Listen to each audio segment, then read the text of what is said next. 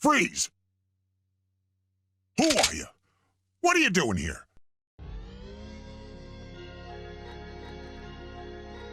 Welcome to the shop. Joseph Kendo here. Due to an increased interest in our content, our audience increased by 25,000 subscribers, and we wanted to welcome the new viewers. We're aware many of you have questions for us, so we picked out 25 questions from our Q&A community post to answer. Let's get started. Are you a voice actor? Are you the voice of Leon S. Kennedy? I do a little voiceover work on the side, nothing serious, mostly small projects, podcasts, mods or games, things of that nature. As for being Leon S. Kennedy, I am not. Neither am I Paul Mercier. I just so happen to sound like Resident Evil 4 Leon. How many people are behind the Kendo Gun Shop channel? There are two of us running the Kendo Gun Shop channel, Robert Kendo and myself. What country are you from? Like you, I'm American. We're both from the United States. Do you own any real-life guns? Yes, we both do. Why did you take on the role of Joseph Kendo, and who is he? I took on the role of Joseph Kendo because he's an enigma. The brother of Robert Kendo and the creator of the Samurai Edge. We know he exists in the Resident Evil universe, but he's hardly ever mentioned outside of supplemental material, and it just fit right into the theme of the channel since there are two Kendo brothers. Are you in competition with the merchant? No, he's a good friend of ours and we get along just fine. What made you gravitate towards Resident Evil weapons in particular? We're huge Resident Evil fans and we love firearms, so it was pretty natural for both of us to gravitate towards the weapons in the series. Guns like the Samurai Edge and Lightning Hawk have much thought and detail put into them. From their overall design to the backstories behind them, it's easy to find ourselves going down rabbit holes of research. Will you ever talk about lore other than lore behind weapons? As of now, there are no plans to create content on the lore of Resident Evil that doesn't involve weapons or guns. Do you plan on covering every gun from Resident Evil? The goal of the Kendo Gun Shop is to cover any notable weapons in Resident Evil. This might mean not every gun will get its own video, but if you want to make a case for a weapon that you feel is worth mentioning, let us know. Will you cover other game series or stick to Resident Evil? What do you plan on doing when you run out of RE content? We only have plans for Resident Evil content as of now, and we aren't concerned with running out of content anytime soon. We won't say that other series are out of the question, but as of now, our content will be strictly Resident Evil. Where do you get all of your lore from? All of our lore is sourced from official media.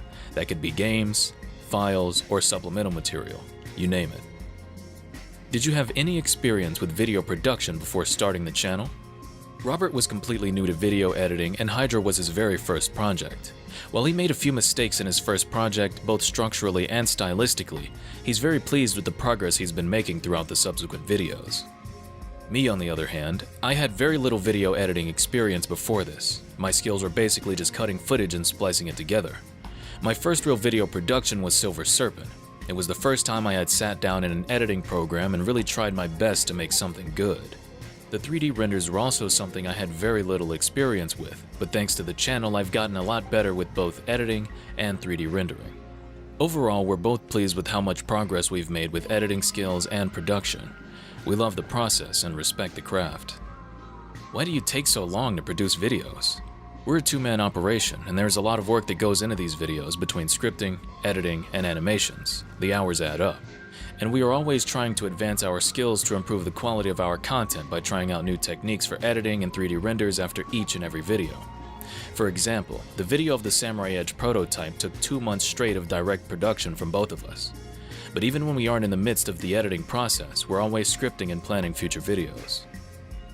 How do you make the custom renders for the videos, and why? Most of the custom content you see for the channel that isn't footage from the games or other Resident Evil media are usually 3D renders or animations that I make in Blender.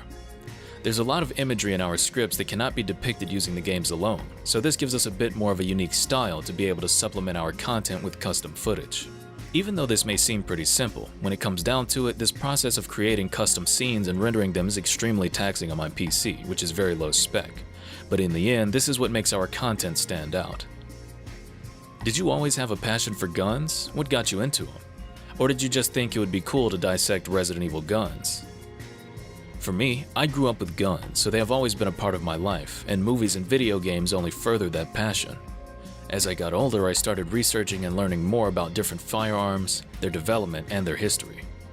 Robert has always had a fascination for guns, mainly sourced from media, and he's an airsoft enthusiast.